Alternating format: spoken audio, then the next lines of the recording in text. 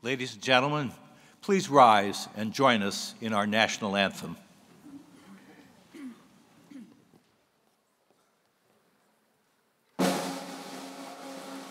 Oh, say, can you see by the dawn's early light what so proudly we hailed at the twilight's last gleaming, whose broad stripes and bright stars through the perilous fight o'er the ramparts we watched were so gallantly streaming, and the rockets' red glare, the bombs bursting in air, gave proof through the night that our flag was still there.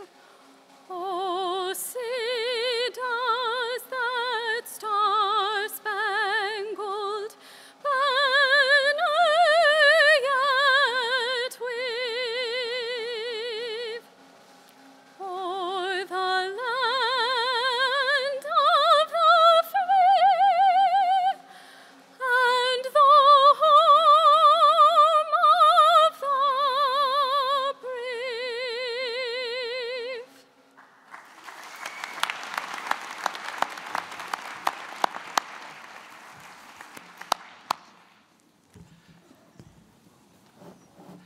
Good afternoon, everyone. I'm John Finnegan, and I am Dean of the School of Public Health, and it is my distinct pleasure to welcome you today to the commencement ceremony for the class of 2014.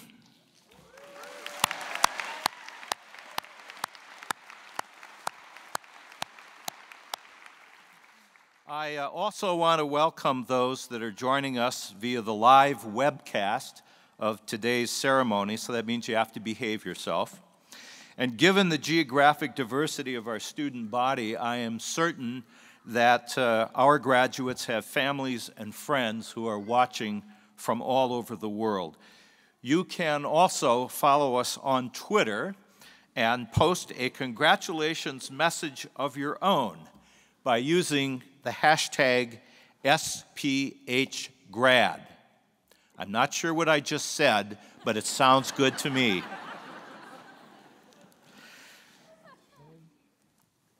Being here on a day like this reminds all of us up here why we chose careers in higher education. It is for moments like this. This year is a record year for the School of Public Health, as we have awarded or will award about 425 degrees and certificates in total students. That is the highest in our history, the class of 2014.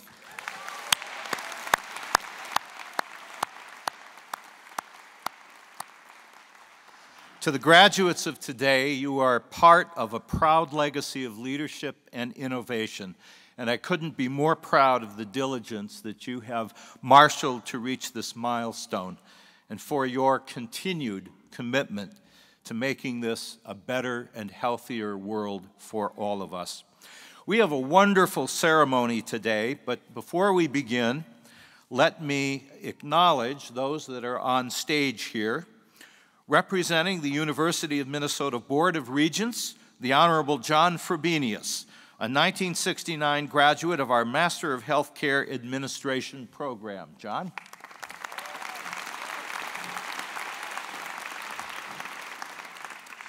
Dr. Arlene Carney, the university's Vice Provost for Faculty and Academic Affairs.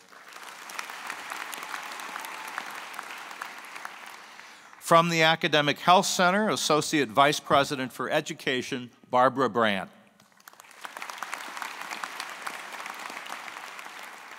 From the School of Public Health, Associate Deans Beth Vernig Deborah Olson and Kristen Anderson.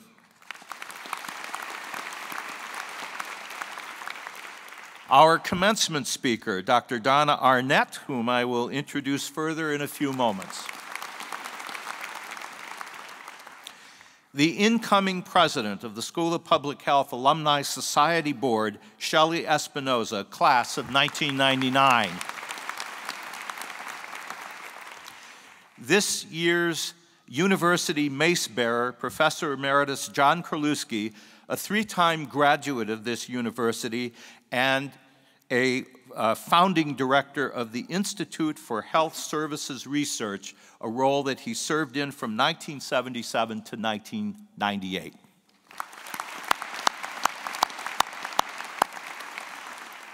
Brad Carlin, who by day is professor and head of our Division of Biostatistics, and today will announce our graduates' names.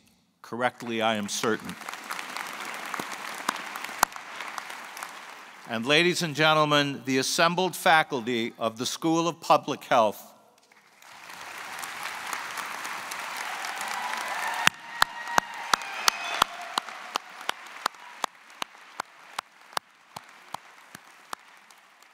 I guess that shows that your grades were pretty good then.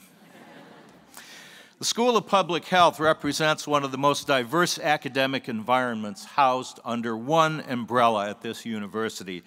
We have faculty that are researching issues such as the challenges that soldiers and veterans face when returning home, the quality of care found in our nursing homes, equity in health care and access to healthy food, the effect of fitness on a young adult's brain, the psychology of making healthy choices, and links between environmental factors and disease. These are just a few of the subjects that our faculty are engaged in. Not only are our faculty leaders in groundbreaking research, students in our doctoral programs are producing extraordinary results that have immediate impact in the communities we serve. The majority of our master's graduates will go on to be public health professionals, shaping population and community health through prevention and health promotion, epidemiology, environmental and occupational health, the contributions of insights derived from statistical analytic understanding of education, systems, and public policy leadership, and of course, professional best practices. And they do this in a global community, whether it is here in Minnesota, the United States, or in other nations where we can contribute to understanding, hope, and a better world through public health. Our Master of Science graduates are honing their skills in such areas as access to big data systems and then learning to manage those systems. And the graduates in our Master of Healthcare Administration program will shape the changing landscape of healthcare and managed care as we move forward in increasing accessibility and quality in communities. Each program in the school represents disciplines that play a much larger role in the world. We are especially glad to welcome with us today 24 students in the new Executive MHA program in Riyadh, Saudi Arabia.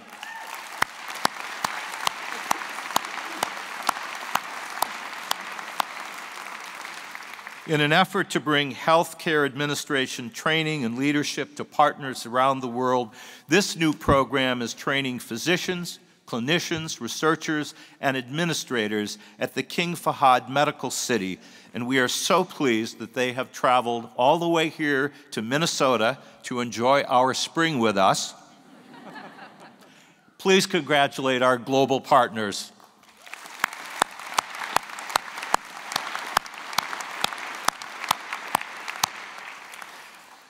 I don't have to tell you that today's world is changing quickly and becoming ever smaller. The fields and disciplines in public health, however, are poised to be the forefront of leading and managing much of that change. We live in an age where local health issues are intertwined with health issues everywhere else in the world, as evidence of the emerging MERS virus, which is in the news lately. The public health challenges we face today are truly global in nature, but so are the lessons, the insights, and the solutions to those challenges. As you head off to the next phase of your lives and careers, we are proud of all that you've accomplished, and we look forward to seeing the true impact that you will make on the future of public health. I know that your families, your friends, your spouses, your partners will join me in congratulating you, the graduates.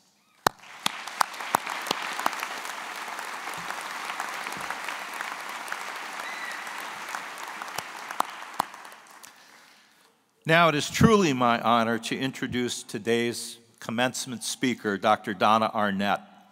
She joins us today from the University of Alabama at Birmingham, where she serves as professor and chair of epidemiology at UAB's School of Public Health. Donna is a cardiovascular genetic epidemiologist, and for those of you in the audience who might not know what an epidemiologist is, she designs and implements studies that look at cardiovascular health, its risk factors, its trends, origins, its prevention and intervention strategies, among multiple other responsibilities that she has. We are excited that Donna has traveled back from Alabama to Minnesota, not as far as Riyadh to Minnesota, but pretty close, to be with us today. She was a faculty member here in the school for about a decade, and she utilized her talents in research, teaching, and training right here at the University of Minnesota School of Public Health. During her time in Minnesota, Donna ran the Minnesota Heart Survey, one of the few population-based studies whose data and results helped to bring about strategies and policies that have helped Minnesota earn the badge of being one of the most heart-healthy states in the country. Since then, she's done extensive work in identifying genetic and genomic determinants of drug response as well as gene discovery. And she recently served as president of the American Heart Association and the American Stroke Association, the first epidemiologist to hold that position. She earned her doctorate in epidemiology at the University of North Carolina, Chapel Hill, and over the course of her career, she has worn many hats: nurse, researcher, epidemiologist, volunteer, teacher, and public health advocate. Please join me in giving a very warm welcome to one of Minnesota's own, Dr. Donna Arnett.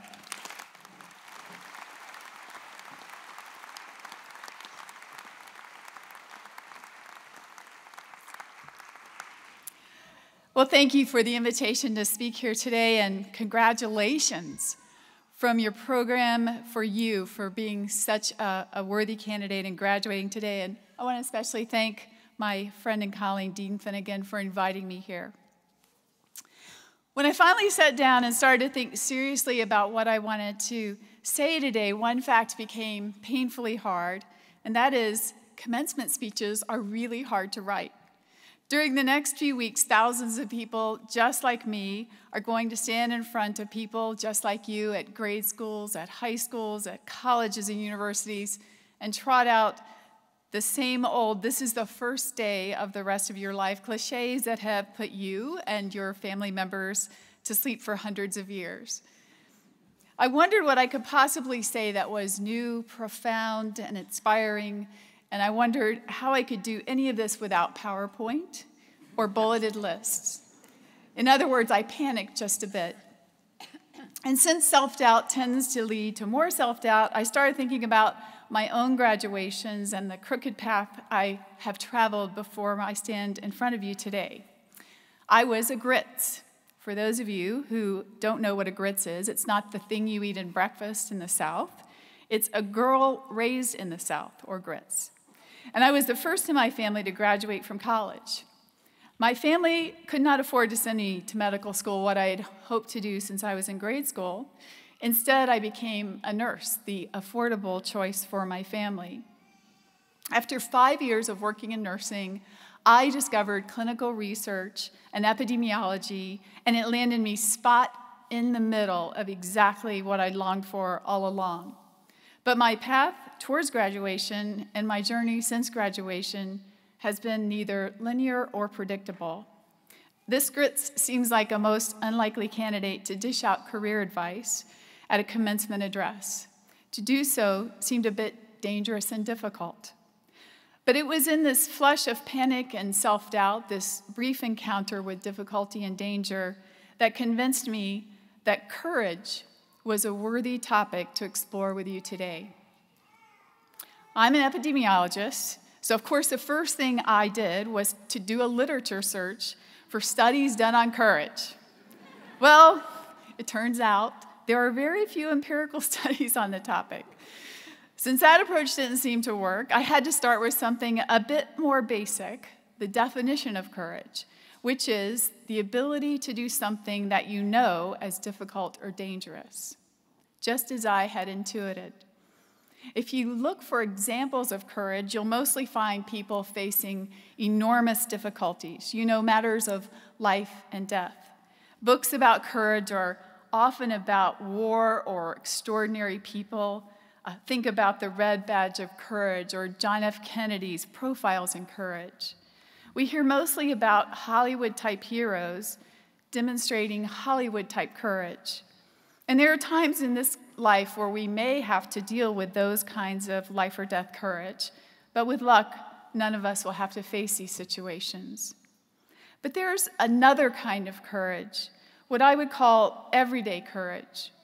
And that's really what I want to talk about today. And this is the kind of courage that will be pivotal in your career.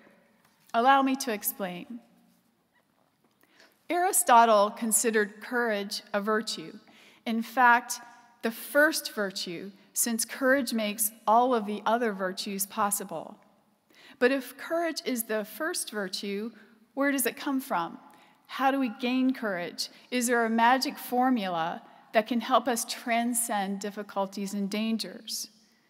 I believe that courage is, at least in part, a learnable skill, and all of you have the capacity to be courageous. In fact, just sitting in your seat today is evidence that you have demonstrated courage. You entered this graduate program in public health, you met all of the requirements under difficulty, and you saw it through to completion. I think of courage this way. There's the courage to try, to step up to the plate and create pioneering, innovative works in your field. There's the courage to trust, to let go of the need to control and to have faith in the people around you. And there is the courage to tell, to raise difficult issues or share unpopular opinions. There have been moments when I've experienced one or more of these try, trust, or tell kinds of courage. The one I will share with you today occurred shortly after my own graduation, and it exemplifies both the try and the trust kinds of courage. I was finishing my postdoctoral fellowship from the American Heart Association, and I was living in Tampa, Florida with my husband of 2 years, and we had just finished building our dream home. We were in that newlywed, head over heels phase of life, and everything about life was fantastic, except this one big thing. I was close to finishing my postdoctoral fellowship, and I didn't have a full-time job waiting for me. I'd been given office space and access to faculty in a part-time position, non-tenure earning, of course, in Tampa, but I was not content with that position. But my husband and I negotiated, and we decided we would give Tampa that 5-year tryout before we moved on. But two important things happened during the 3 years into that agreement. First, I attended our faculty's first strategic planning meeting where I learned that cardiovascular epidemiology was no longer important and that my department is not going to pursue cardiovascular research. Needless to say, this was quite troubling, having just finished a PhD and a postdoctoral fellowship in cardiovascular research. The second important event was the American Heart Association's Council on Epidemiology and Prevention's annual meeting in Tampa. There was this quite famous cardiovascular epidemiologist in attendance, and most of you probably know him quite well, Dr. Henry Blackburn. So Henry was quite insistent that I visit the University of Minnesota and consider a tenure track position in cardiovascular epi. Well, this put me in a really tough spot. On the one hand, being a Grits, girl raised in the South, I was accustomed to putting other people's needs, particularly a husband's needs, ahead of my own. And the deal I had negotiated with my husband had 2 years left on that clock. On the other hand, I was fresh out of my fellowship, and I was in that gotta make a difference in the world phase where I believed I absolutely must get a tenure track position at a high-ranking research institution and pursue a career in CVD epidemiology. So here I was, just like you are, in the midst of a big life courageous question. Not easy and certainly not comfortable. Do I take the job or not? I faced the risk of failure. And failure in this instance could be life-altering. I could fail at Minnesota and have bad impacts on my career. I could fail in my personal relationships and lose my husband, particularly since he told me he would not come to Minnesota until the end of our 5-year agreed-upon timeline. So both possibilities were equally scary. You all know now, in the end, I did make that decision to come to the U. I did have success here, challenged and nurtured in this rich environment that I know has been challenging and nurturing you. And for those of you who are wondering, yes, I'm still married to my husband. We did stay married, and he eventually joined the U 3 years later. I assure you with both humility and honesty that this example from my own life demanded the courage to try, to take those risks in the face of great uncertainty and possible loss, and the courage to trust in my own abilities, in the support of my colleagues here, and in the dedication of my husband. For me, this was a relatively big life event, but there are also so many moments that we encounter daily that test our courage. And these acts of everyday courage have a large impact on the course of our career. It is in these small moments where we choose to act with courage that promotes success in our careers and our broader lives. What do I mean by these small acts of courage? I've had the pleasure of working with incredibly courageous colleagues throughout my career. Most recently, I've had the privilege to observe one of my junior colleagues' courage firsthand. She had just graduated from our PhD program and was working on our postdoctoral fellowship in statistical genetics. We were traveling to our studies steering committee meeting at a major university with a collaborator that is the elder statesman in the field of statistical genetics. I watched her present her data. I observed him challenge her in a very authoritative tone, and despite her fear, she calmly presented her results, she kept her cool, and she defended her conclusions. In other words, she held her ground. I know that she was very scared about this because whenever she gets nervous, she blushes a lot, and by the time she was done, she was bright red. But there are many examples that demand everyday courage. How many of you have struggled with submitting a draft or a presentation or a paper to your mentor or other collaborators because it wasn't perfect? How many of you have sat silently at the end of a presentation at a conference or at a class and you have this great question, but you're too afraid to stand up and speak publicly thinking, well, maybe it's not really a great question, only to have the person next to you stand up and ask the very same question? How many of you have been unable to defend a friend or colleague because to do so might diminish your status with the in crowd?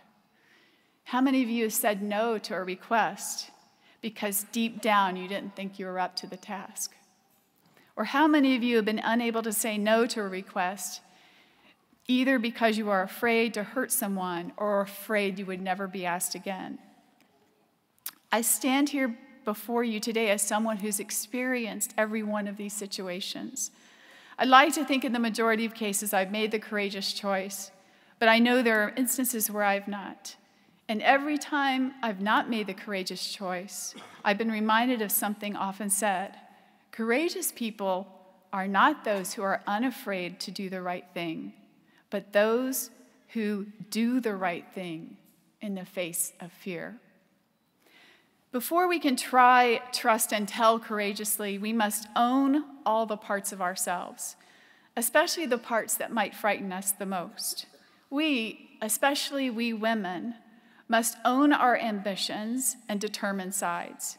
We must let go of the notion that what other people think about us is more important than the truth about who we are.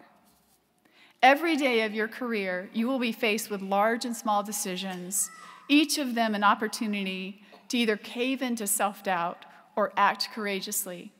And over the course of your life, it will be the accumulation of these choices and actions that will determine whether you'll be judged as an also-ran or a public health hero.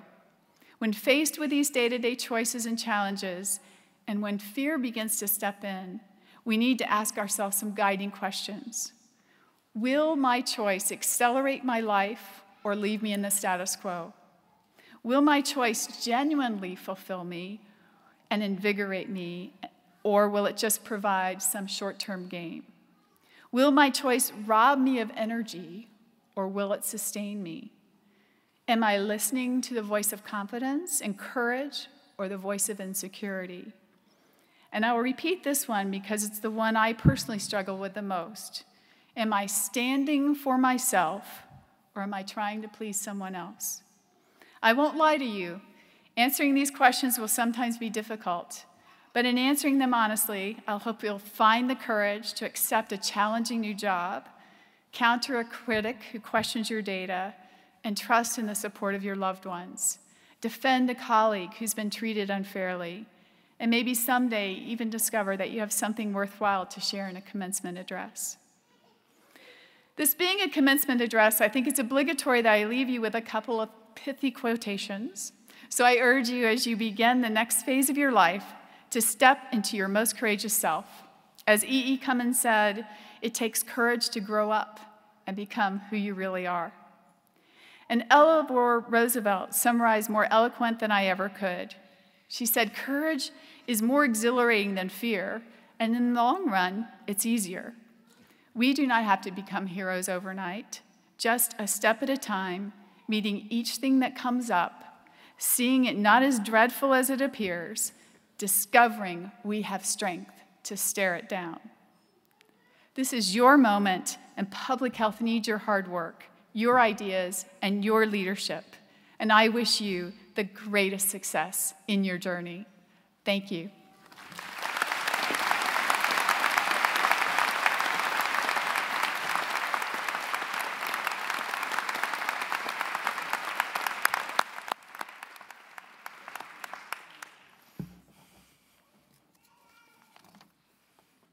Told you she was good. Donna, thank you so much. One of the best things about being dean of this school is the opportunity to interact with our extraordinary students. They are a constant source of inspiration to us, and they give us all on the faculty great hope for the future. It is my pleasure to introduce today's student speaker, Adi Akosionu, and she will address the class of 2014. This year, the SPH Student Senate solicited nominations for the commencement speaker, and after tallying the votes, Adi was invited to speak. She is an MPH student in our Public Health Administration and Policy program. Adi came to Minnesota from California to follow her research interests in health disparities, clinical outcomes, culturally competent healthcare interventions and effectiveness, and healthcare delivery quality improvement strategies for underrepresented populations. Ladies and gentlemen, please join me in welcoming School of Public Health student commencement speaker, Adi Akosionu.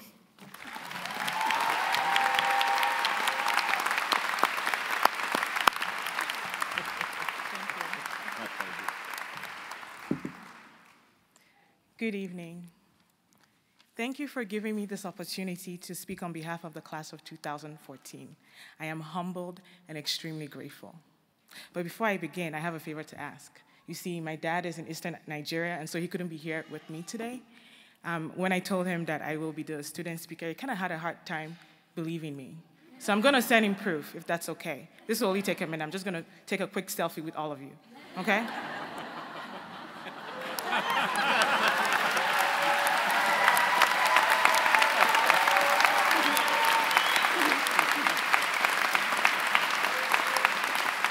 One more. Say cheese. Cool, thank you. We made it. We made it. I stand before you today as a result of a question one of my mentors, Mr. Art Casey, posed to me in 2010. What would you do if you weren't afraid? The first time I read The Spirit Catches You and You Fall Down, a novel about a Hmong girl who suffered from epilepsy and the discord faced in her treatment, my eyes were open to the complexities that exist in the intersection of culture and health. We pursued a degree in public health because we truly believe everyone, no matter their income level, education or age, no matter their racial and ethnic background, or their sexual orientation, deserves to be healthy. That good health is a right and not a privilege. More importantly, our goal as public health professionals is to figure out how to instill a culture of health in our communities through collaborations with other organizational structures. Though our areas of expertise differ, we, the class of 2014, constitute a diversity of talent and embody the concept that we must be inclusive to be successful. We all came into the School of Public Health in uncertain yet exciting times. The Affordable Care Act was being deliberated, its potential unknown, and its actual impact on public health widely debated. But we know one thing for sure, it means more jobs for us. And I bet you the other fields are a little bit jealous, right? Because public health has never been more prevalent in the public's consciousness. And we are at the cusp of a new era of equitable access to healthcare. As new graduates, we are poised in perfect position, not just to ride this new wave, but to shape the future of healthcare in today's America. A foundational tenet of the School of Public Health is mentorship. And I am here before you today, standing humbly on the shoulders of giants that are my mentors. They have taught me never to get comfortable, never to be stagnated within the status quo, that the journey to improvement is both necessary and unceasing. This, they insist, is the key to healthier, more wholesome communities. Mentors such as Ms. Adele Wilson, Dr. Sandra Daly, Mr. Ramon Hernandez, Dr. Kathleen Call, Dr. Donna McAlpine, and Dr. Bert Vernick, just to name a few, have guided me through different stages of my life. Their invaluable insight has propelled me to keep pursuing my dreams. As we go forward into our no doubt brilliant careers, we must not neglect to reach back to the emerging generations and offer them the same guidance and mentorship that was afforded to us. It is now our duty to encourage others to excel. Each one, teach one. I can only imagine what the future holds for us. There will be challenges, but I am confident that the experiences and skills we have developed here will enable us to overcome them and be successful. We should all feel confident knowing that our professors, advisors, and alumni are always there to support us. Members of the faculty, this basically means that though we're graduating, we will still be flooding your emails with questions and seeking advice. I hope you're ready. Graduates, the only obstacle in your path is you. So believe in your abilities and your knowledge.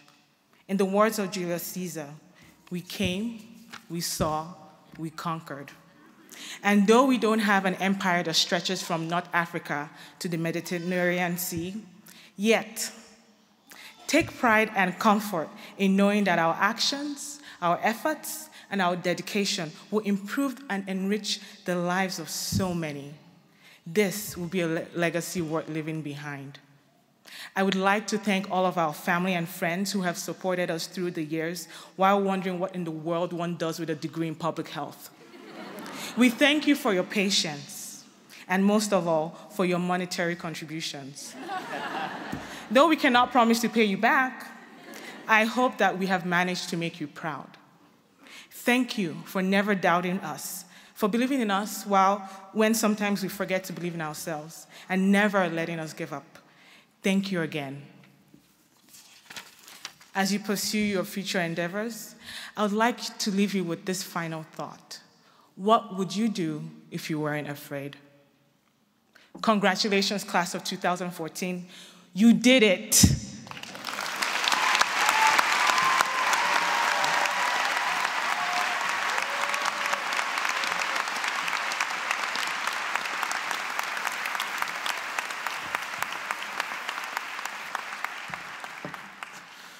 I guarantee you that our two speakers did not communicate.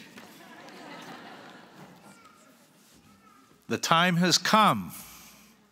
Today is a significant milestone in the lives of our graduates and their families. And graduates, rather than marking an end point, commencement, as the word denotes, signals the beginning, the commencing of the next stage in your life. It's a time when you take all you have learned in the classroom and in the field, what you've garnered from professors, from one another, and you transform that new knowledge into practice as public health professionals. So I invite Professor Brad Carlin to the podium to present this year's candidates for degrees from the School of Public Health, and ask Regent Frobenius and Shelley Espinoza to join me on this side to shake our graduates' hands. And let's get on with it.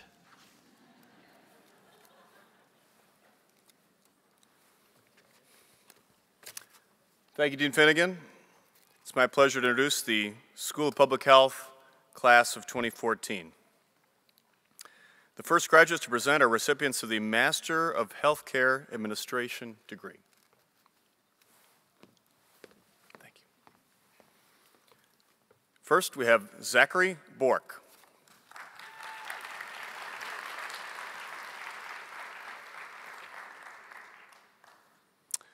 Audrey Coppola.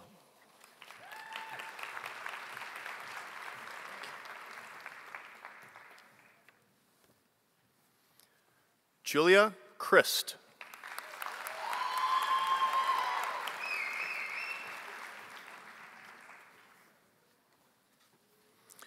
David Cummings.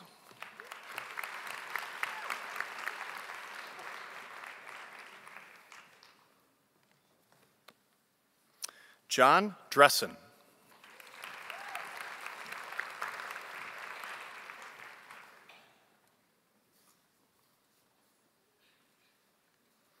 Elizabeth Dufresne.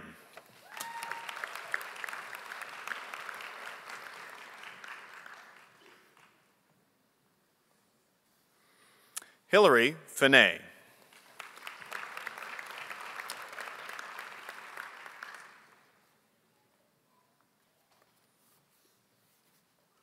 Stacy Freeborn.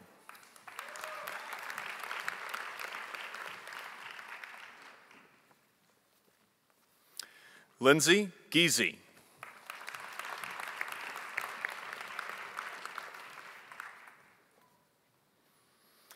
Lauren Hills.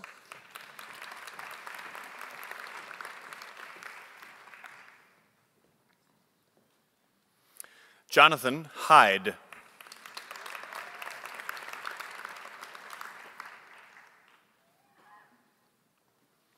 Pedro Laraya.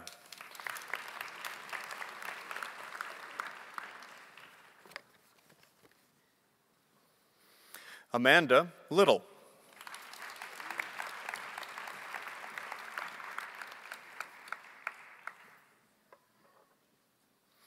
Fiona Lowry.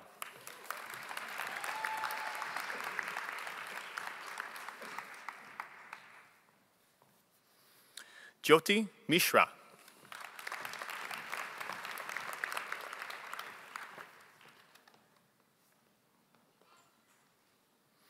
Amy Overton.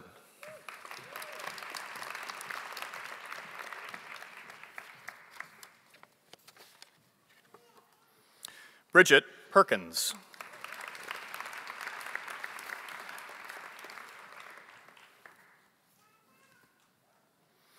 Ethan Peters.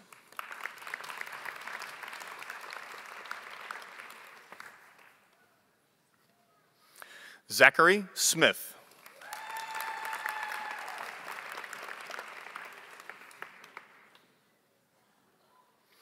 Marissa Zodi.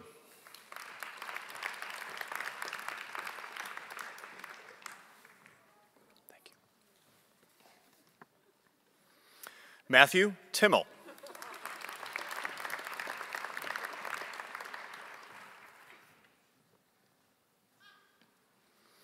Alyssa Trucchio.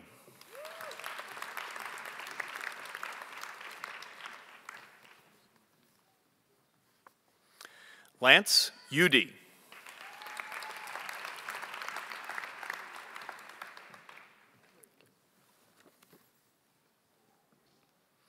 Catherine Ugeri.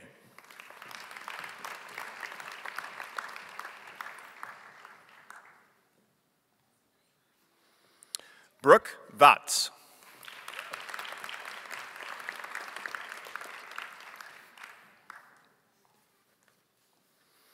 Joseph Vance.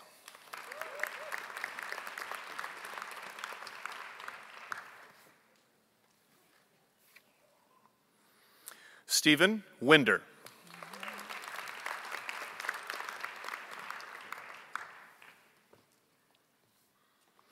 Victor Wong.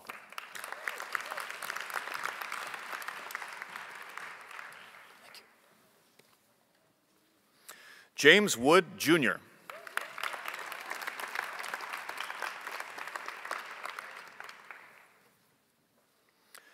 Next, from the MHA Executive Program, we have Samantha Aki.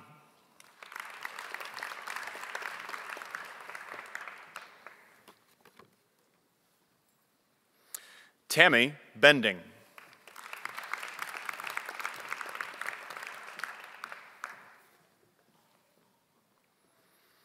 Liana Duran Henham.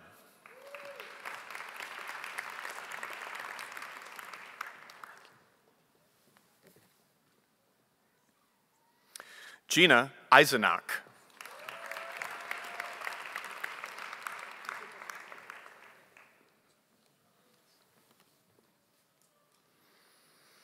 Adam Ewald.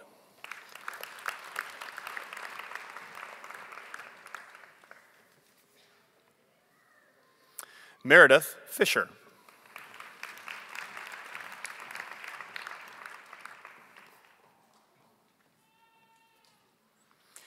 Rachel Flam.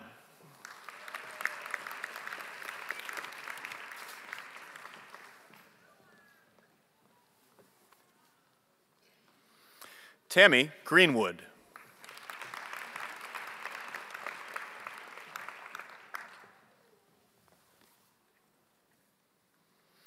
Rashid Hassan.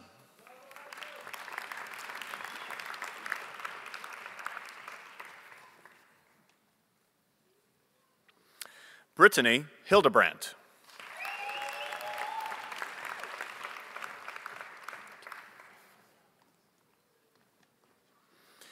Jennifer Havel.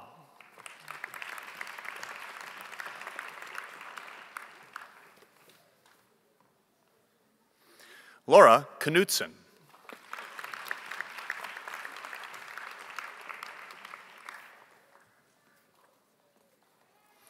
Jeremy Levin.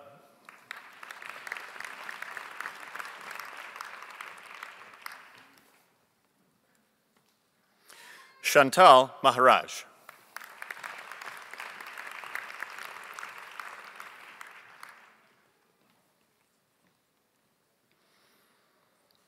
Stephen Marpman.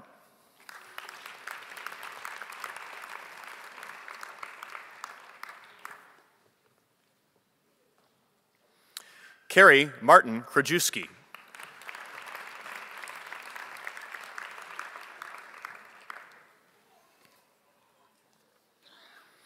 Michael McDaniel.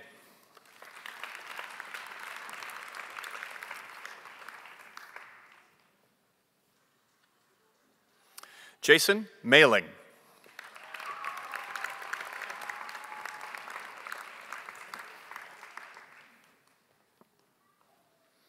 John Reeves III.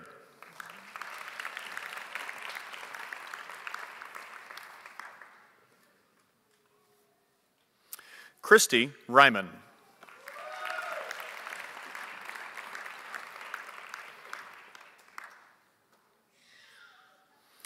Rachel Schwingler.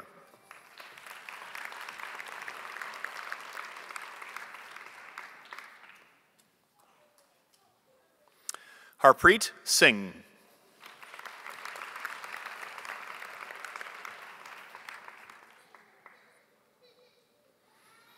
Sarah Torres.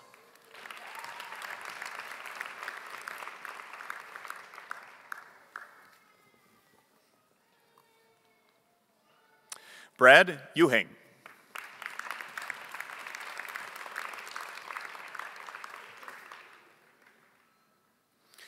Benjamin Wasserman.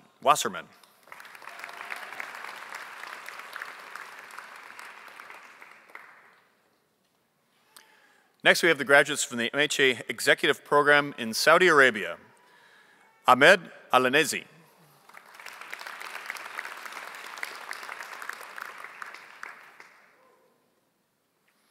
Turki Al-Harbi.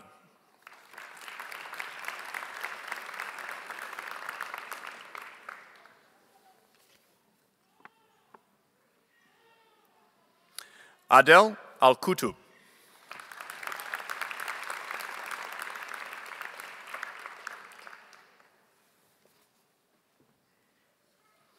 Ali Asiri.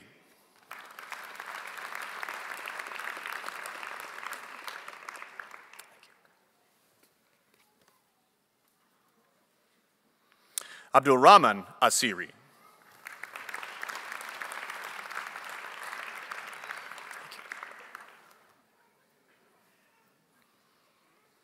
Saleh Al-Dayagi.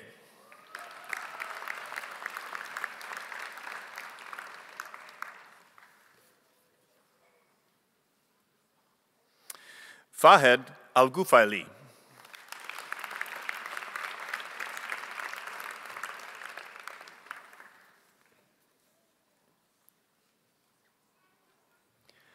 Abdulaziz Al-Obadet.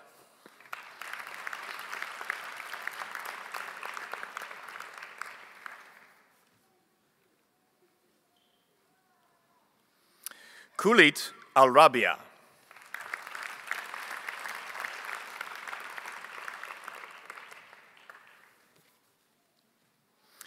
Abdullah Al-Shalam.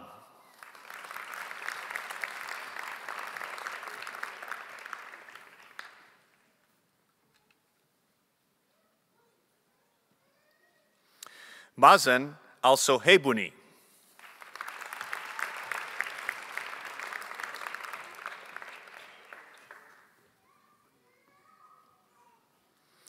Abdullah Al-Sweet.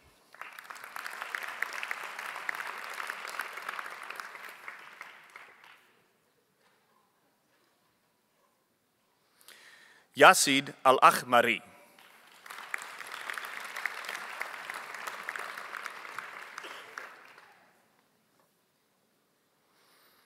Najwa Al-Gamadi.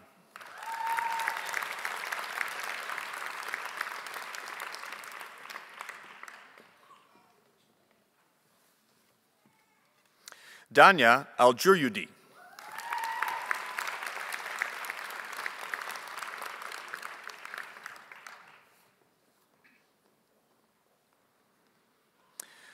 Dayil Asharahani.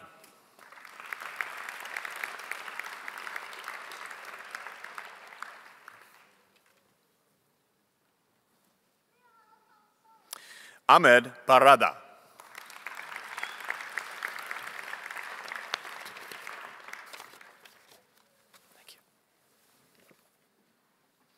Gada bin Baz.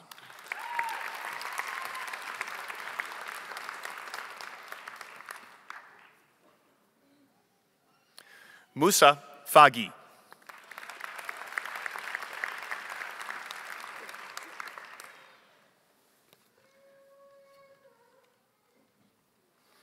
Ahmad Hachawi.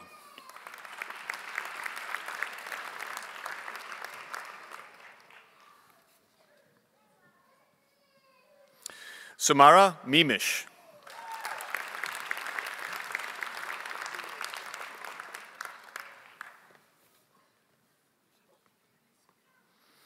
Maher Moazin.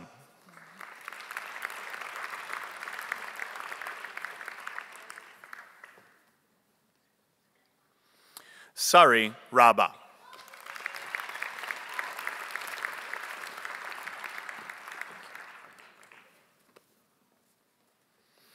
The next group of graduates are receiving their degree of Master of Public Health. First, from the Master of Public Health Community Health Promotion Program, we have Eklund Abi Wahab.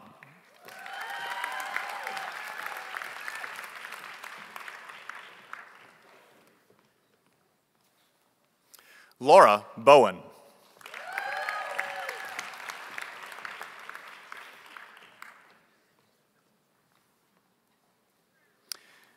Megan Keynes.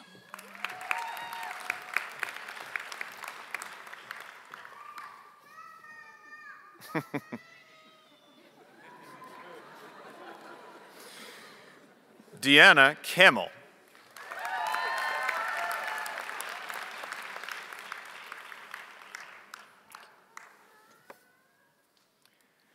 Anna Carpenter.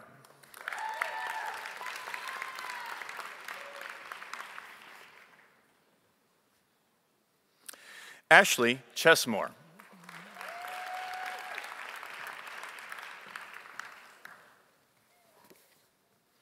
Claire Fleming.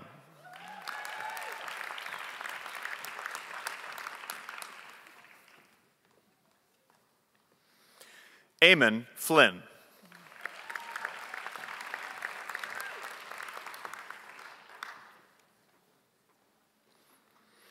Emily Gus.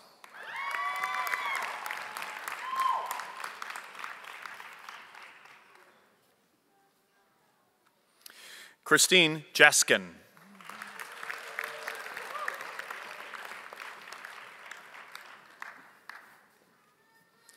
Nicole Cast.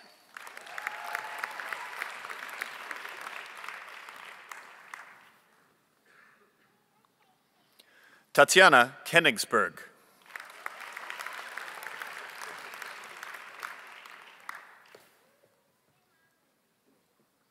Megan Krause.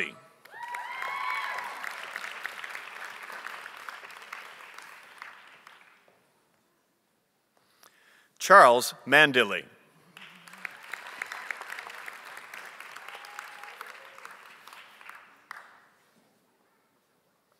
Joy Nolenberg.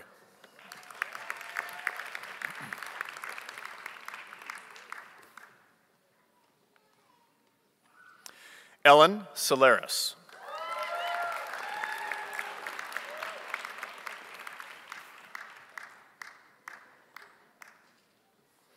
Hester Simons.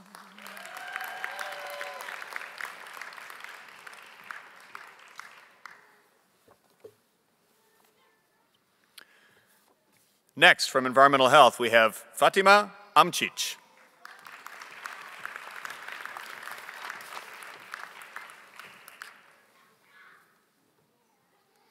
Katrina DeVore.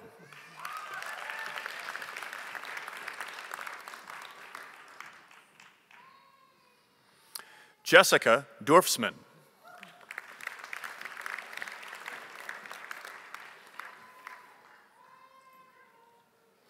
Sydney Fensel.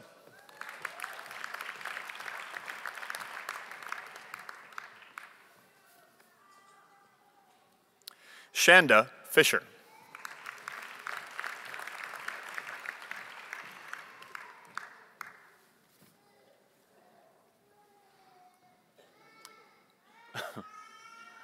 Opeyemi Badamosi.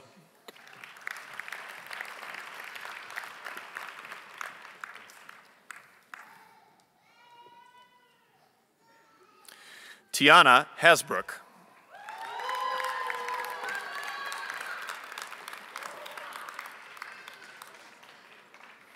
Christina Hopkins.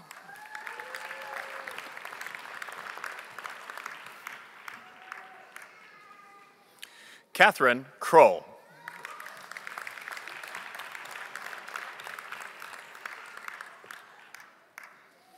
Margarita Omionu.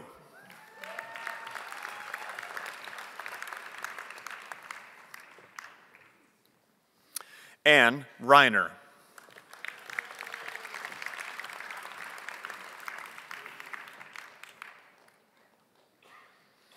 Jill Reynolds.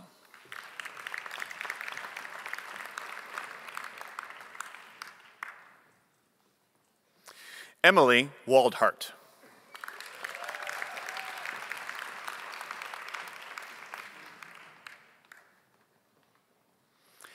Medura Whitwer.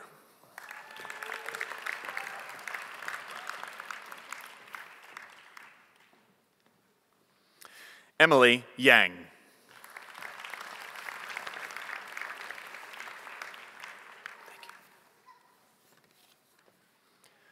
Next, from the Division of Epidemiology, first we have Sahiti Bhaskara.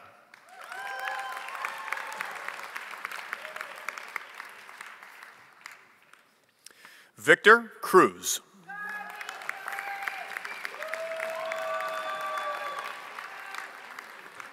Muy bien. Stephanie Feldman.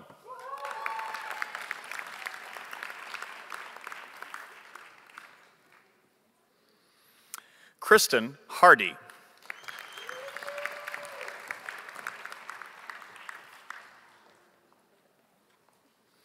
Meg Herr.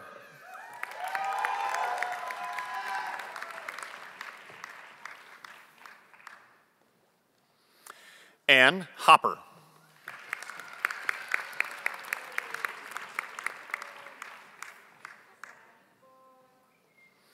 Haijin Huang.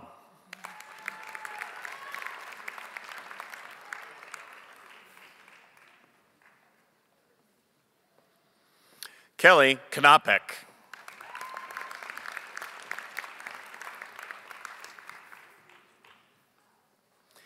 Wenchao Lee.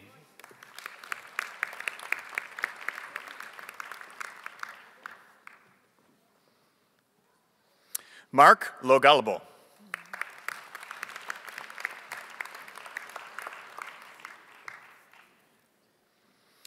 Matt McFalls. Thank you. Travis Myers.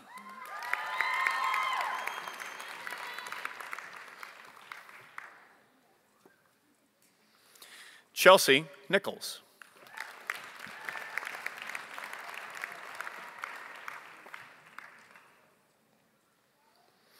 Zerlene Quader.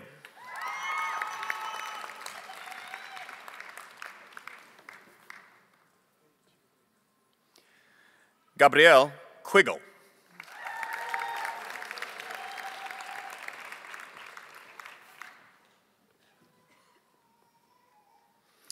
Michaela Richardson.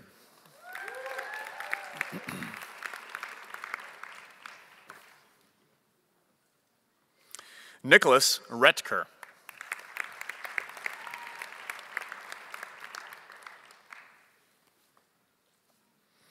Samuel Starkman.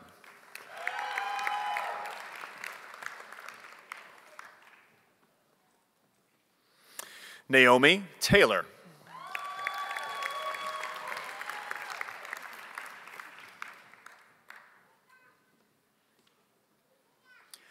Adisewat Teshomi.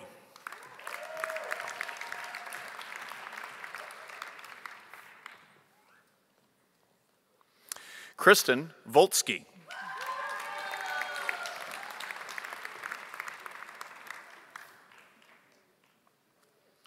Dasha Yegorova.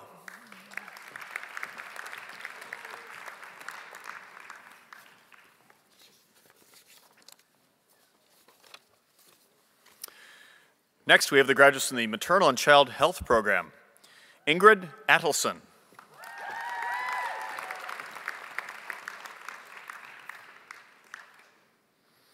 Ilana Bloom.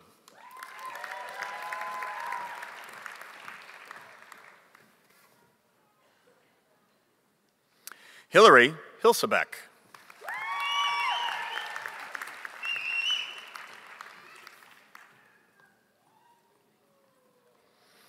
Haley Hontos.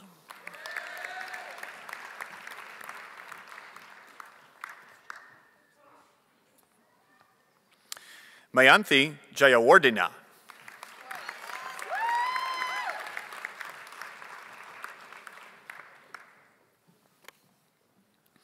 Kimberly Keffler.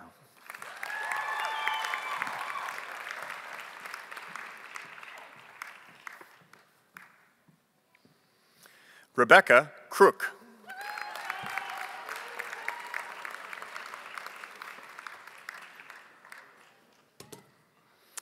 Marla Kukler.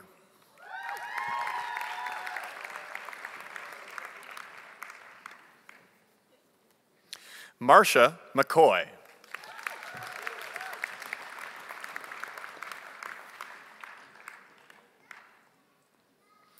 Nancy Pitzenbarger.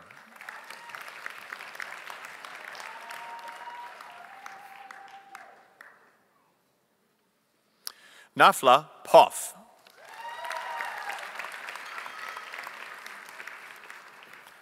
Thank you.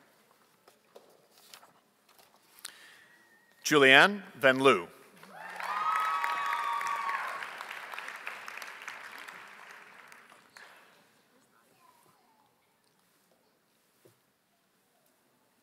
The speaker is next. Audie. Okay. PHAP, right? So we next have graduates from the PHAP program, Public Health Administration and Policy, Kelsey Avery.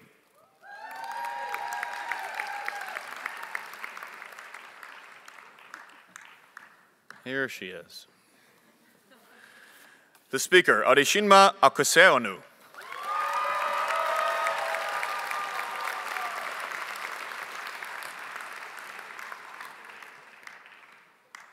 Aaron Bailey.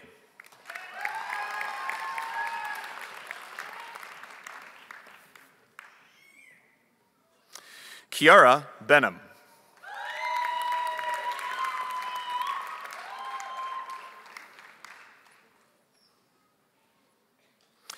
Casey Bamer.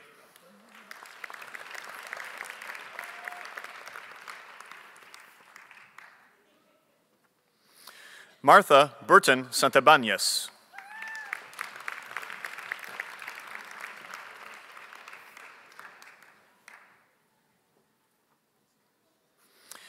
Angeline Chang.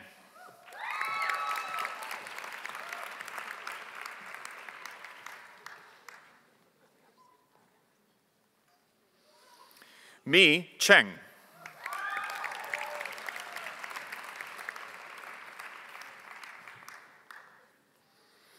Darlene Huang.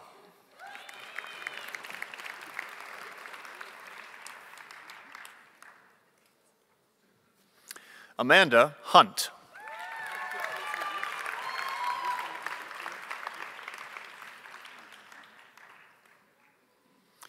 Lukman Lawal.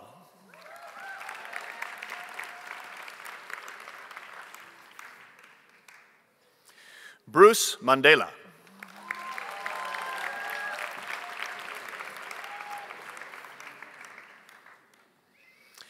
Lindsay McLaughlin.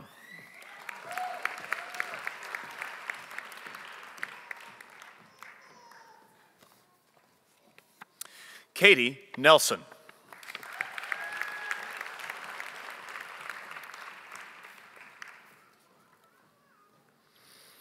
Natalie Noha.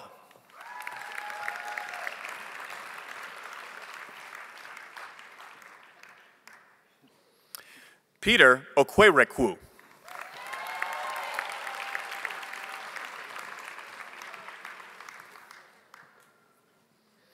Disha Patel.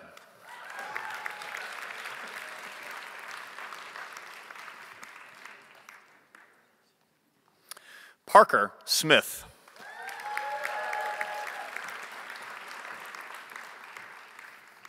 The first Smith in the class.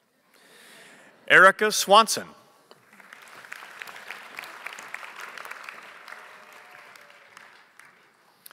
Maeve Trick.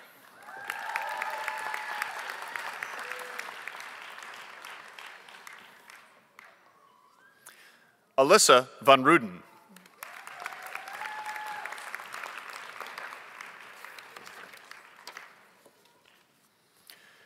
The next graduates will be receiving the degree MPH in Public Health Nutrition. Julie Arndt.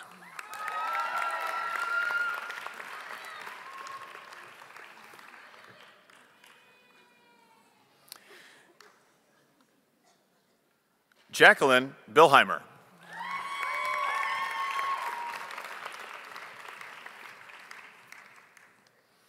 Crystal Blummer.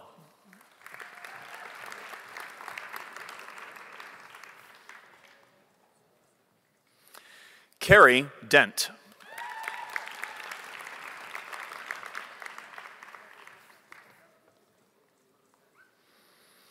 Derek Hirsch.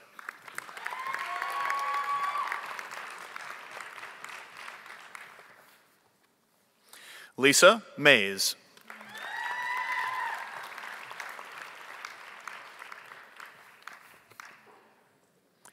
Matthew Peterson.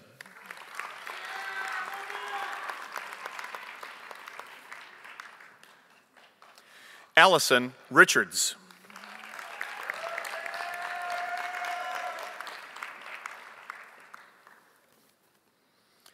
Michaela Robertson.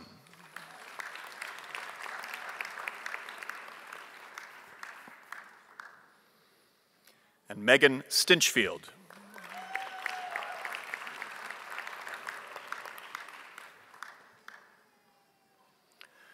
The next graduates are from the program in Public Health Practice. First we have Adnan Abbasi.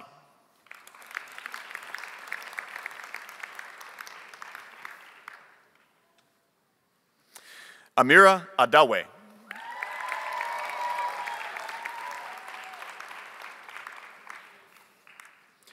Irene Bueno.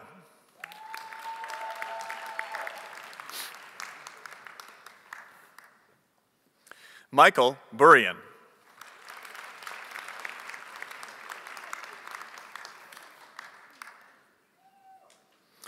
Christina Castillo Nelson.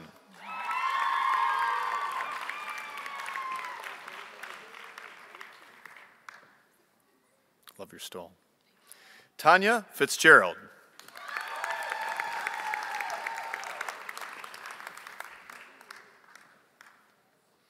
Linda Kahn.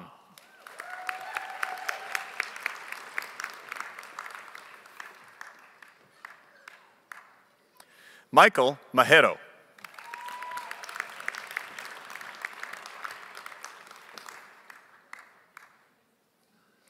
Tina Peters.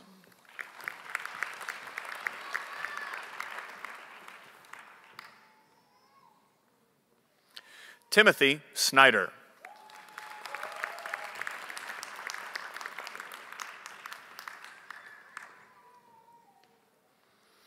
Sylvia Wanzala.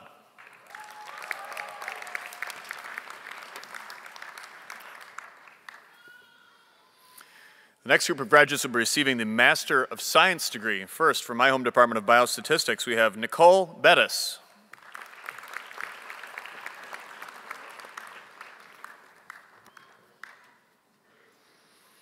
Patrick Kirkiewicz.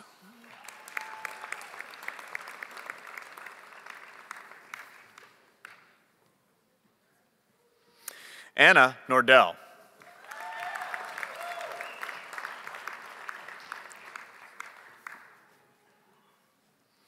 Tien Vo.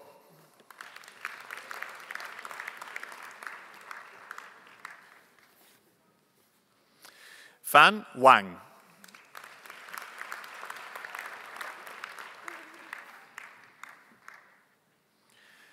Zhiyuan Zhu.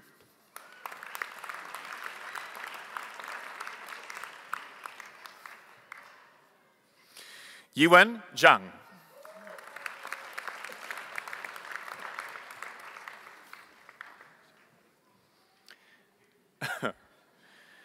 Jincheng Zhou.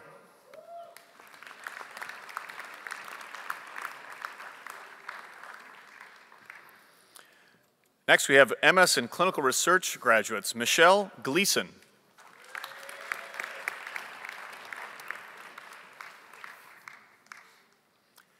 And Amruta Naik.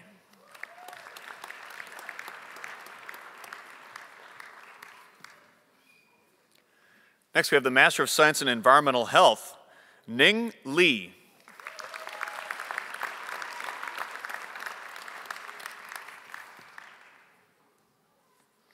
Kurt Prevy.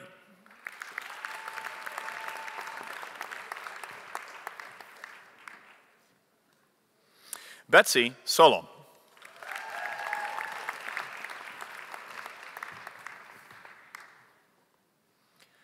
Buddy Jantz.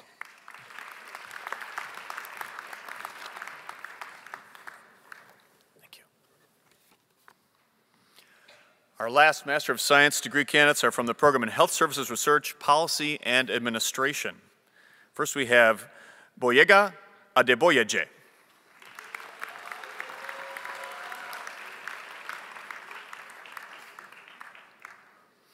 Amy Anderson.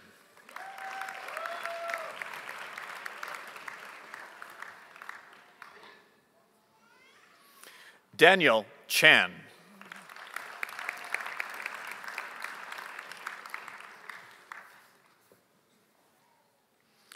Shinshin Han.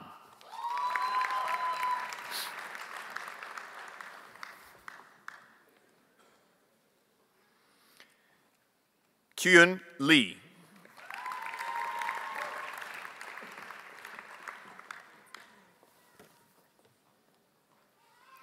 Wendy Ng.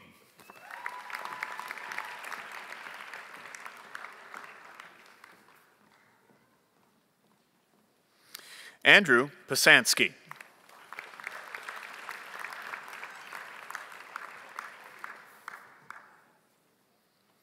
And Jennifer Turner.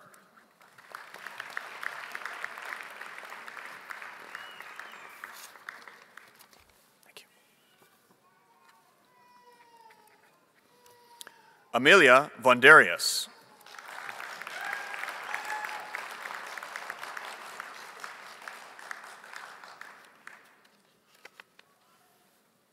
Thank you.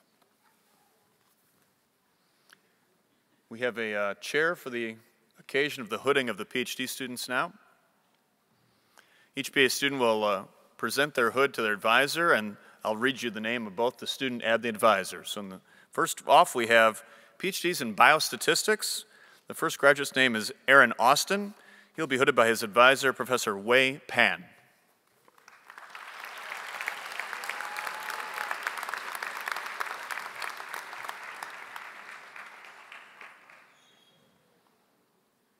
You can take the hat off if you want.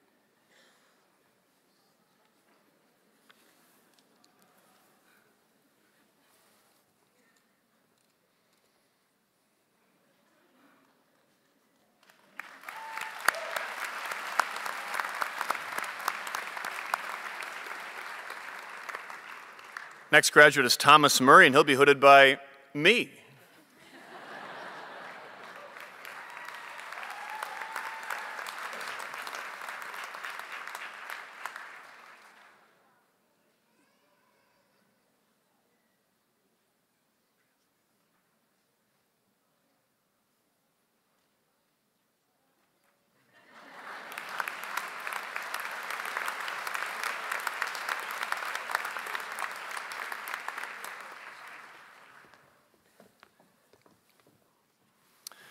Our last PhD in biostatistics this year is Jing Zhang, and she'll be hooded by her advisor, Haitao Chu.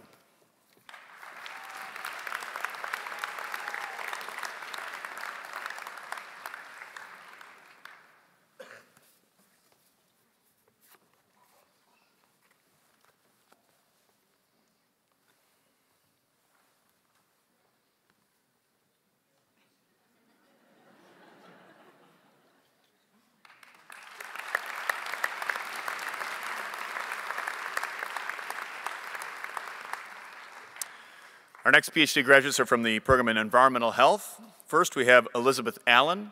She'll be hooded by her advisor, Professor Bruce Alexander.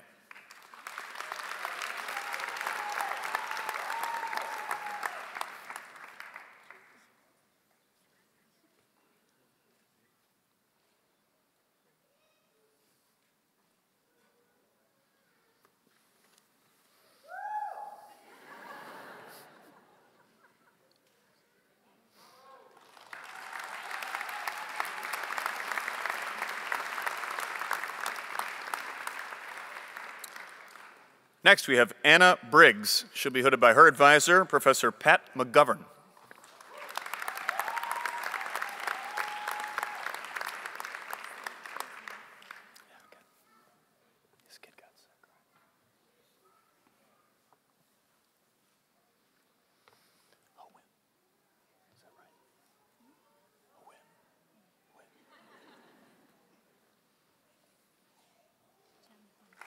Tran.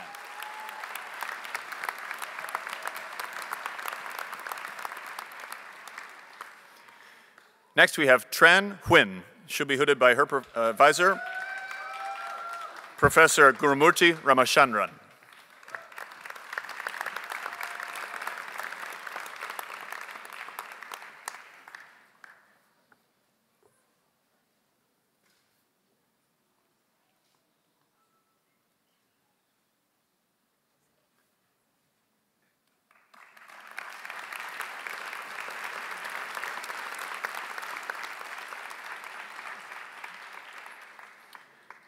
Next, we have Adrienne Landsteiner. She'll be hooded by Professor Pat McGovern.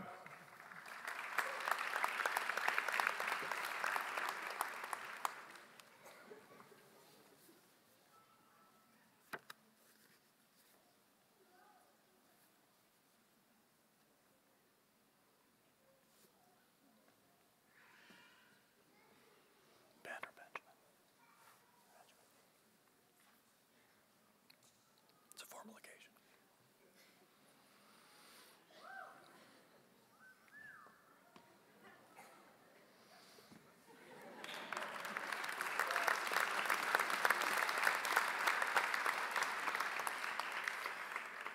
Next, we have Benjamin Miller. He'll be hooded by his advisor, Professor Craig Hedberg.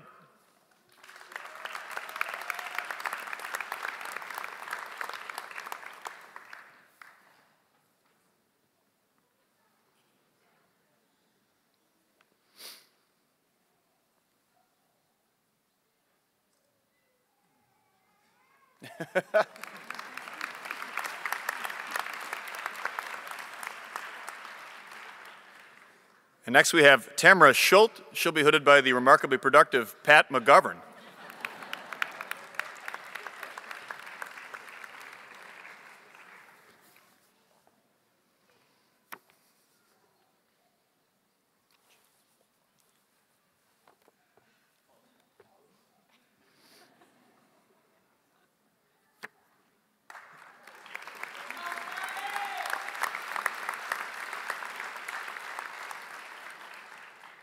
The last graduate from Environmental Health is Cha Wei. She'll be hooded by Professor Susan Gerberick.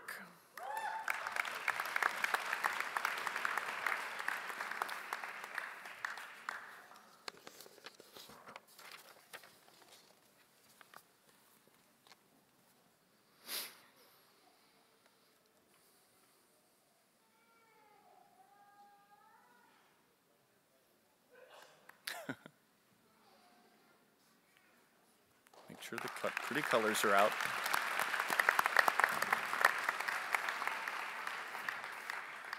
The next group of graduates will be receiving a PhD degree in epidemiology. First, we have Lindsay Bankson. She'll be hooded by her advisor, Professor Alvaro Alonso.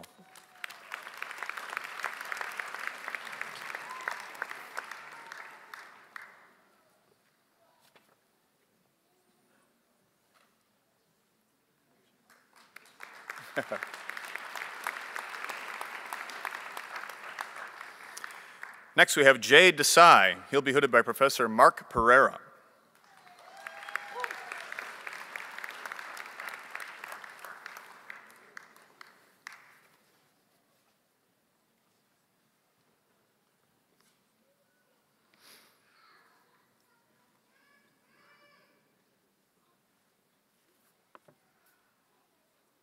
There you go.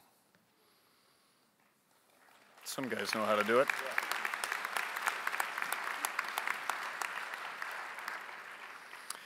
Next, we have Noel Mueller. He'll be hooded also by Professor Mark Pereira.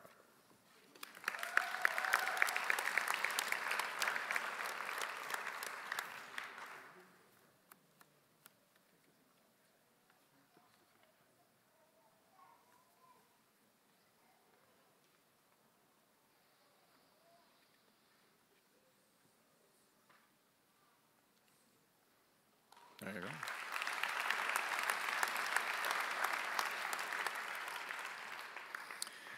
Next, Jessica Musselman. She'll be hooded by Professor and Associate Dean Kristen Anderson.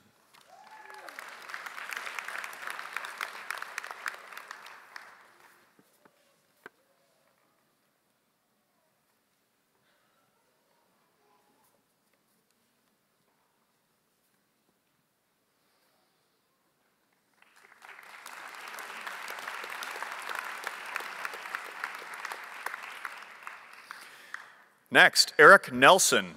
He'll be hooded by Professor Shalini Kulasingam.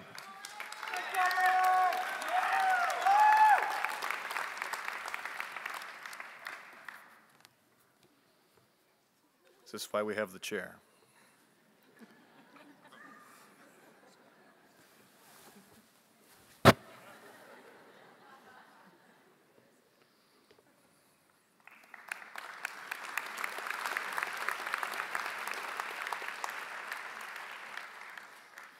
Next, we have Misty Poto. She'll be hooded by Professor Brent Taylor.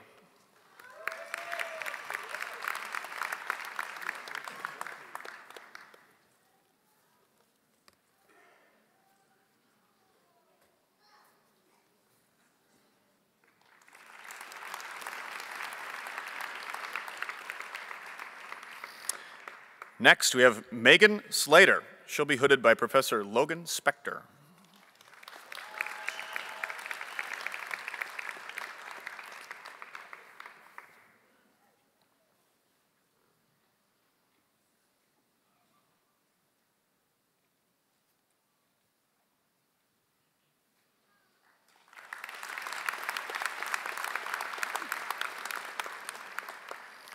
Next, Nicole Van Kim will be hooded by Professor Melissa Laska.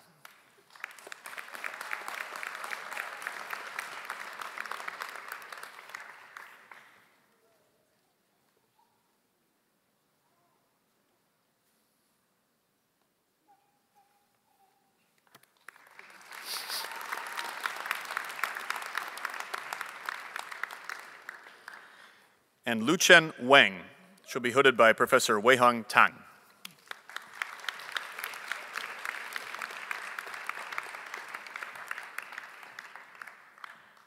Thank you.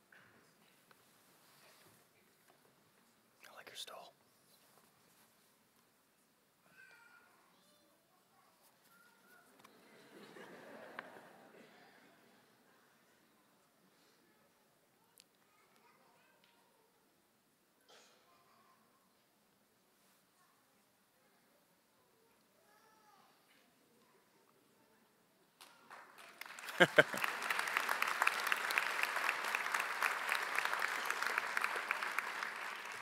Our last group of graduates today will be receiving a PhD in Health Services, Research, Policy, and Administration. First, we have Bartholomew Aban. He'll be hooded by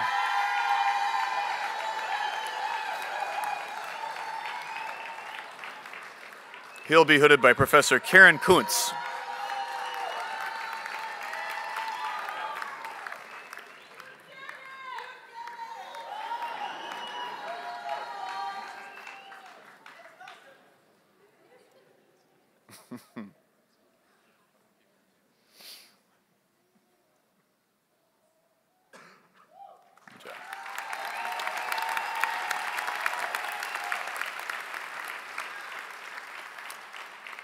Next, John Amuase.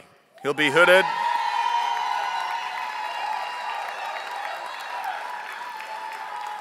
He'll be hooded by Professor Beth Vernig.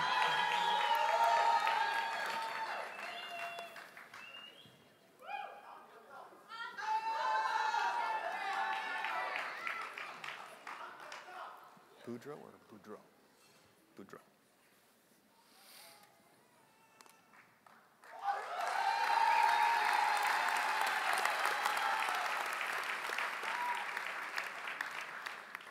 Next, we have Michael Boudreau.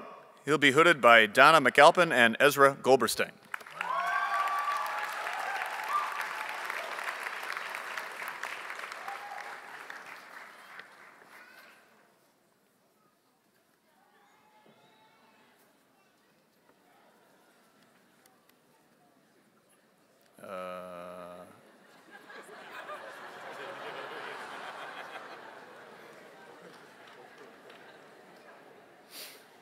rookies.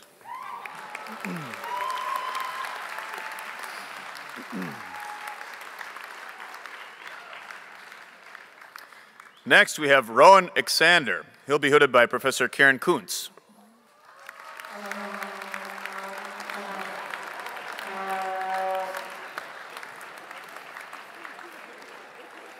Please hold your vuvuzelas until all the graduates have been announced.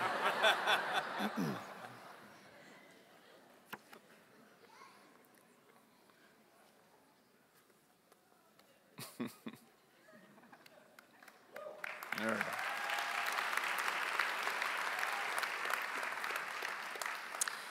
Next, we have Suna Lee. She'll be hooded by Professor Doug Hooley.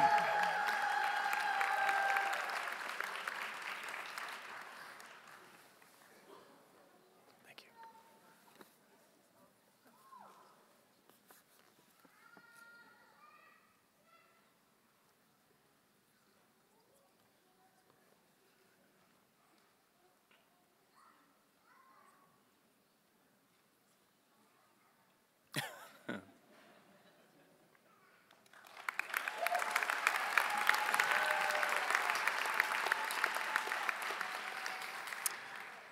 Next, we have Shlomo Marmor.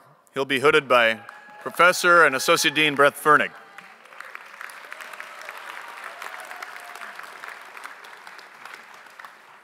What's that? Okay.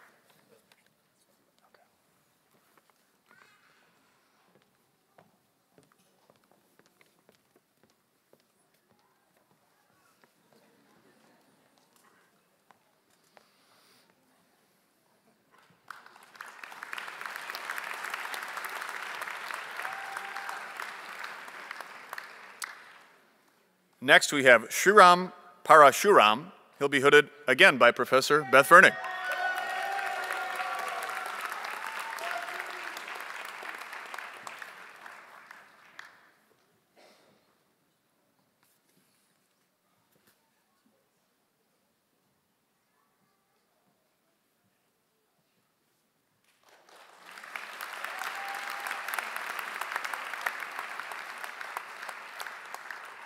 And our last graduate today, Kristen Sweet Kennedy. She'll be hooded by the breathtakingly productive Professor Brett Fernig.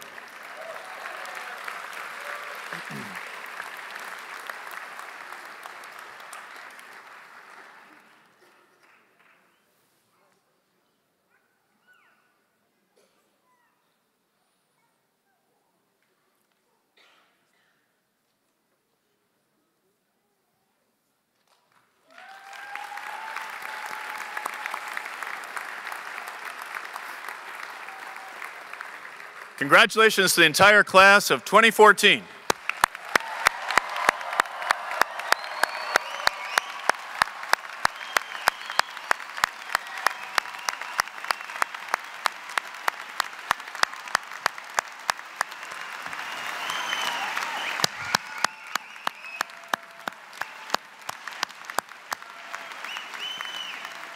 I'd like to introduce Deb Olson, the Associate Dean for Global Health.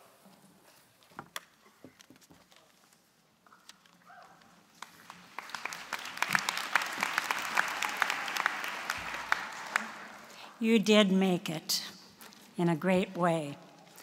And one of our most treasured commencement traditions is the recitation of the Public Health Professionals Pledge.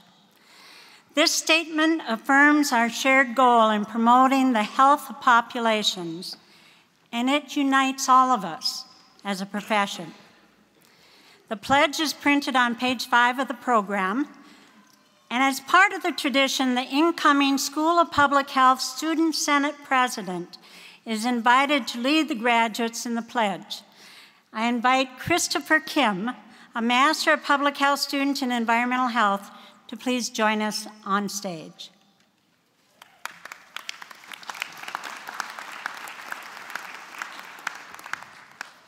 Graduates? Go ahead. Can you guys hear me? Okay, there you go. Thank you. Graduates of the class of 2014, it's an honor to lead you in the pledge. Please stand and repeat after me.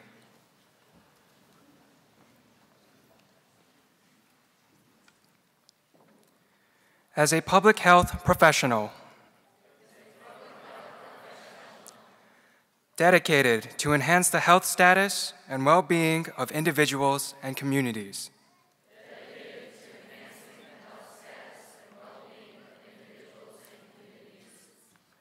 I pledge to hold the public health and health of populations as my high professional goals.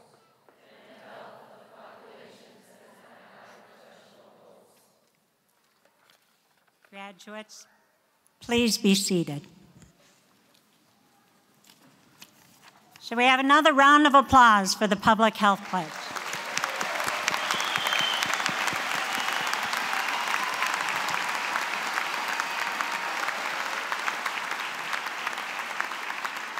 Next, I'd like to introduce University Board of Regent John Fabinius to confer your degrees. Regent Fabinius is a retired hospital administrator, most recently serving as co-president for CentraCare Health System in St. Cloud and president of St. Cloud Hospital. He earned a bachelor's degree from the University of Nebraska and is a Master's of Health Administration graduate of the class of 1969. Please help me in welcoming Regent Fabinius.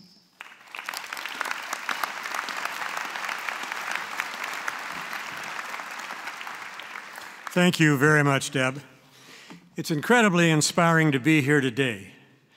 On behalf of the University Board of Regents, I extend heartfelt congratulations to the class of 2014, and I'm excited to see the impact you will have on the future of health in this country and around the world.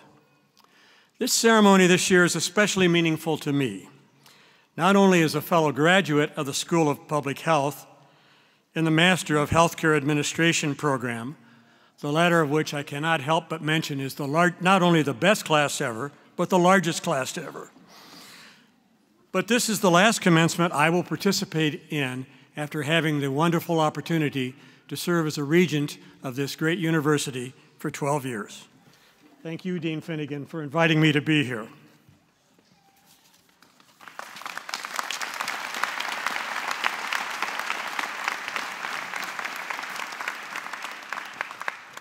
Regent Fabinius, I present to you the graduates of 2014.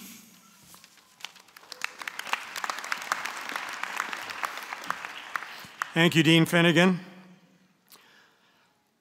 Upon the recommendation of the faculty and by the authority of the University of Minnesota Regents, I now confer upon you the degrees or degree for which you have qualified. Congratulations.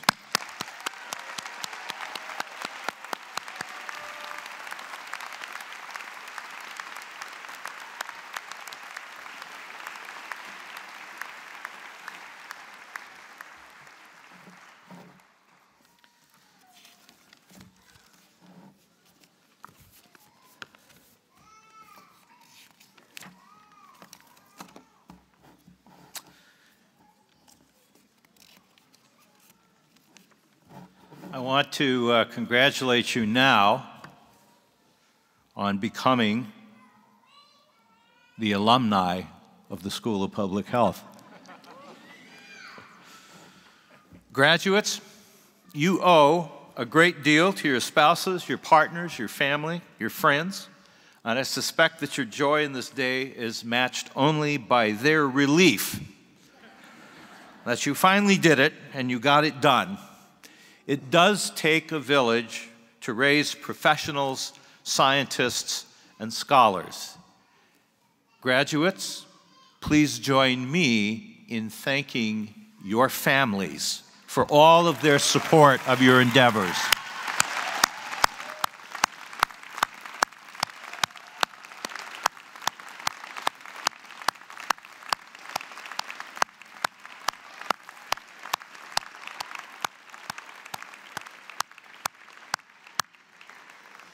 You are now officially alums of the School of Public Health, and our alumni family includes more than 9,500 living alums and stretches around the globe. SPH alumni have become national health ministers, hospital CEOs, state epidemiologists, and leaders within the World Health Organization. You join a distinguished group of people who share the commitment to make the world a healthier place, and I have no doubt too, that you will leave your mark.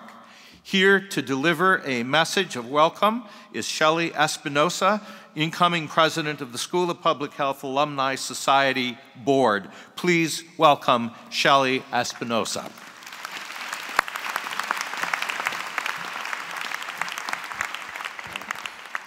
Thank you, Dean Finnegan, and welcome, graduates. Now that your degrees have been officially conferred by one of our fellow alumni, Regent Frobenius, it is my honor to bring congratulations on behalf of the SPH Alumni Society and the University of Minnesota Alumni Association. Let me be the first to officially welcome you to the SPH alumni community. You have reached this point today not just because of a couple or multiple years of hard work, but because of a lifetime dedicated to accomplishing goals and achieving results.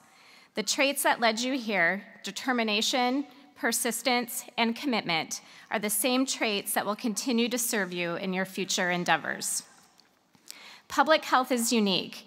Graduates today represent multiple disciplines, from statistics to healthcare management, epidemiology, community health, maternal and child health, environmental health, nutrition, policy and administration, research, medicine, veterinary medicine, and law. Woo, that's a long list, right? But we are all united in the mission of enhancing the health and well-being of individuals and communities for the public good. You follow in the footsteps of a population of alumni just as diverse as you. The SPH Alumni Society represents not just a single discipline or class, but multiple industries and generations. The Society also represents a lifelong connection to a community of fellow alumni and classmates that will be important contacts for you as you navigate your career and move throughout the world. As you get ready to move to the next phase of your lives and careers, I'd like to share the 3 tenets of the SPH Alumni Society. First, get connected.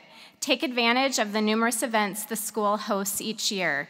Connect with us and others on social media. Stay in touch to let us know where you're going and what you're doing. These are all ways to get and stay connected to the school, alumni, and to each other. Second, get involved. Many of you experienced the generosity of alumni during your education through the mentor program, your field experiences, your advisor, or even perhaps an adjunct professor. We hope that you'll give back and benefit the next generation of students to fill these seats the way that those before you have done. And finally, get informed. Stay in touch so that we can stay in touch with you. Hear about the latest research presented by our amazing faculty. Learn about the next generation of public health leaders and scientists. Keep up to date with what's happening at the U, and also share your story. You never know what can or will happen. Your SPH Alumni Society is here for you, so we wish you the greatest successes as you follow your dreams and make an impact in the world. I leave you with a quote: "For he who has health has hope, and he who has hope has everything." Congratulations.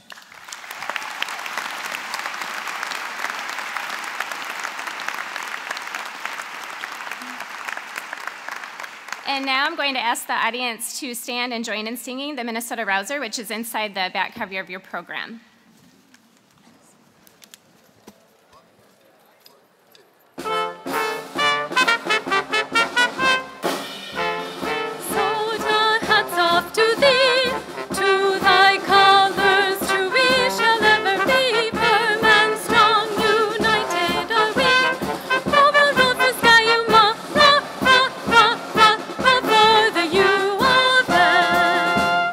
Minnesota, hats off to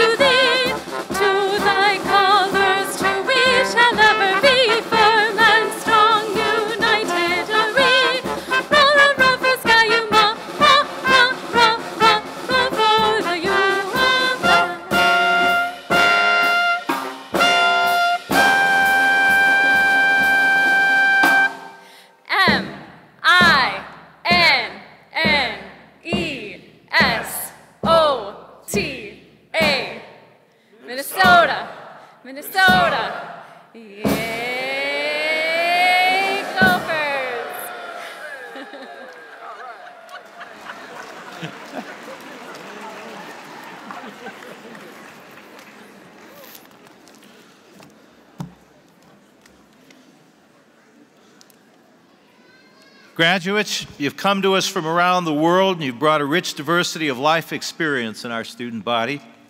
Be proud of your alma mater.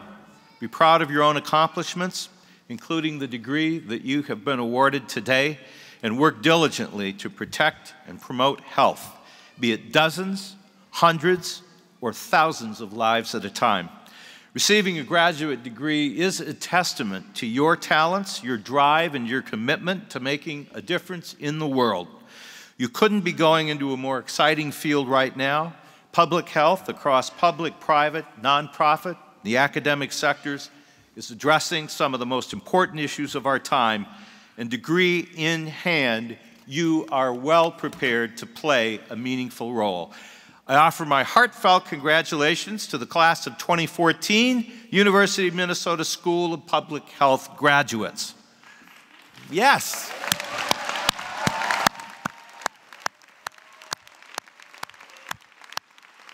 We ask our guests to please wait to exit until the recessional is ended to meet your graduate in the lobby, where we will have a light reception. And I can't leave here without applause for this beautifully restored auditorium. We'll see you in the lobby.